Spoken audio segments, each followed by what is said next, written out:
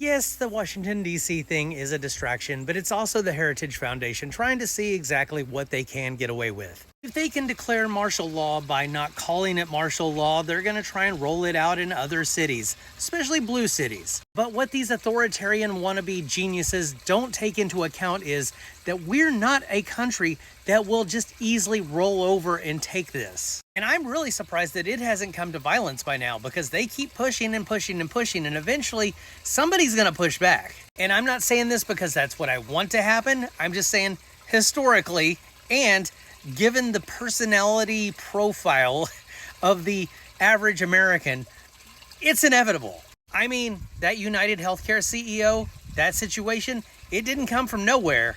But the thing is, historically, especially in the United States, right-wingers are a lot more likely to be the ones to commit political violence. Every time fascism starts to raise its ugly head, anytime rights get stomped on in this country, people say, hey, Second Amendment bros, where are you? But the reason why we're getting a collective shrug from those people is because it's their guy who's in office.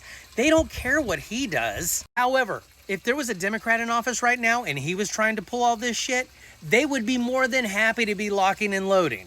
I bet they would be trying to recruit people on the left saying, hey, are you going to let this happen in your country? But the thing is about these Christian nationalist types is their brains are wired in a different way than the rest of us. When they see a problem, they don't typically see lots of ways of dealing with the problem. They just know what has worked for them in the past. I love the poorly educated.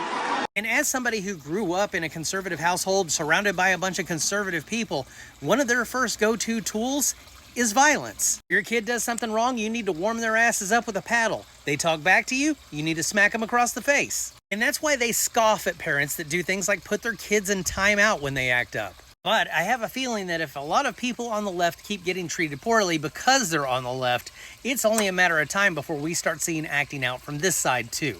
And again, there's a difference between condoning and predicting. If you have a coffee mug on the edge of your table and you also have a cat, I'm probably going to predict that that cat's going to knock off that coffee mug. I'm not condoning it, but I'm understanding that it might happen. But all I'm saying is that Trump's people tend to not be all that smart or qualified for their jobs. And a lot of them tend to think that people on the left are largely wusses who will not fight back. And all I'm trying to say here is I see them being a coffee mug on a ledge and a cat that just spotted that.